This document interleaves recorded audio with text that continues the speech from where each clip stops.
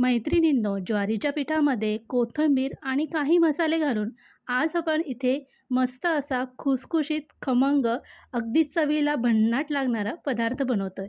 चला तर आता हा पदार्थ बनवण्यासाठी आपल्याला वाटण तयार करायचं आहे. त्यासाठी एका मिक्सरच्या भांड्यामध्ये 4 ते 5 लसणाच्या पाकळ्या, 5 ते 6 हिरव्या मिरच्या, 2 चमचे धणे आणि 1 चमचा जिरे, पाणी घालून अशा पद्धतीने अगदी बारीक वाटून घ्यायचं आहे. त्यानंतर आपल्याला एक मोठं भांडं घ्यायचं आहे. 1 वाटी सेट करायची आणि त्या वाटीने 2 वाटी ज्वारीचं पीठ, 1 वाटी गव्हाचं पीठ, अर्धा वाटी बेसन पीठ आणि पाव वाटी तांदळाचं पीठ, 2 चमचे रवा घालायचा आहे, अर्धा चमचा हळद पावडर घालायची आहे, 1 चमचा आपल्याला गरम मसाला, अर्धा चमचा लाल तिखट आणि चवीपुरतं मीठ घालायचं आहे आणि अगदी कडकडीत गरम केलेलं 4 ते 5 चमचे तेल घालायचं आहे.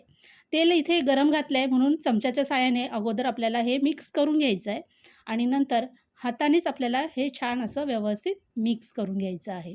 आज आपण हे तेलाचं यामध्ये मोहन घातलं आहे. मोहन घातल्यामुळे तयार होणारा आपला पदार्थ मस्त असा खुसखुशीत होतो. घातलेलं तेलाचं मोहन पिठाला चांगल्या प्रकारे चोळून घ्यायचं. अशा प्रकारे पिठाची मूठ तयार झाली पाहिजे. त्यानंतर आपल्याला यामध्ये अर्धा चमचा ओवा हातावर चोळून घालायचा आहे. 2 चमचे सफेद तीळ घालायचे आहे आणि आपण वाटून घेतलेलं जे वाटण आहे ते घालायचं आहे. नंतर भरपूर सारी कोथिंबीर बारीक चिरून घालायची आहे. थोडीशी कसुरी मेथी घालायची आहे हातावर चोळून. हातावर चोळून घातल्यामुळे काय होईल तर याचा स्वाद यामध्ये छान असा उतरतो.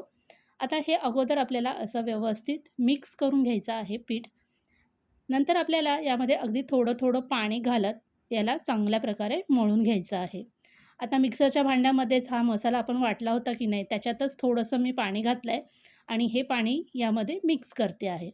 यामुळे मिक्सरच्या भांड्याला चिकटलेलं वाटण वाया जाणार नाही. आता इथे मला अर्धा ग्लास पाणी लागलेलं आहे पीठ मळण्यासाठी. तर तुमचं पीठ किती जाड बारीक आहे त्यानुसार इथे कमी जास्त पाणी लागू शकतं. आता अशा पद्धतीने पीठ आपलं मळून तयार झालेलं आहे.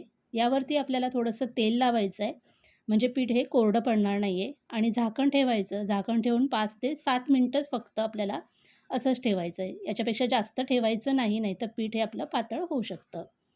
आता 5 मिनिटानंतर झाकण काढलं आहे. परत एकदा पीठ हे चांगलं मळून घ्यायचं आहे, एकजीव करून घ्यायचं आहे आणि आता याचे आपल्याला छोट्या-छोट्या आकाराचे गोळे बनवून घ्यायचे आहे.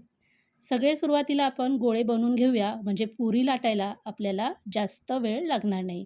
तर आज इथे आपण ज्वारीच्या पिठापासून मस्त अशी खुसखुशीत तयार होणारी पुरी बनवणार आहोत. तर मैत्रिणींनो, हा तुम्ही व्हिडिओ पाहताय आणि तुम्हाला जर ही रेसिपी आवडली बघितल्यानंतर तर नक्कीच या रेसिपीला एखादं लाईक करा आणि छोटंसं कमेंट करा. चॅनलवर नवीन असाल ना तर चॅनलला सबस्क्राईब करायलाही विसरू नका बरं का. अशा पद्धतीने सगळे गोळे बनवून घेतले. आता पोळपाटावरती आपल्याला पुरी लाटायची आहे. तर पोळपाटाला थोडंसं मी तेल लावलं आहे आणि त्यावरती ही पुरी अशा पद्धतीने लाटण्याने लाटून घेते आहे. जर तुम्हाला पोळपाटावर लाटायची नसेल तर प्लॅस्टिकच्या कागदवर सुद्धा तुम्ही पुरी लाटून घेऊ शकता. गोळे बनवून झाल्यानंतर मी तेल गरम करायला ठेवलं होतं. तेल गरम झालं आहे त्यामध्ये अगदी थोडंसं मीठ घालायचं. मीठ घातल्यामुळे काय होतं तर पुरी आपली ही तेल शोषून घेत नाही. पुरीने तेल शोषून नाही घेतलं म्हणजे पुरी आपली तेलकट होत नाही. पुरीवरती झाराने गरम तेल घालायचं. यामुळे पुरी आपली टम्म अशी फुगते. दोन्ही बाजूनी पुरी आपल्याला थोडीशी लालसर होईपर्यंत तळून घ्यायची आहे आणि तळताना गॅसची फ्लेम मीडियम ठेवायची.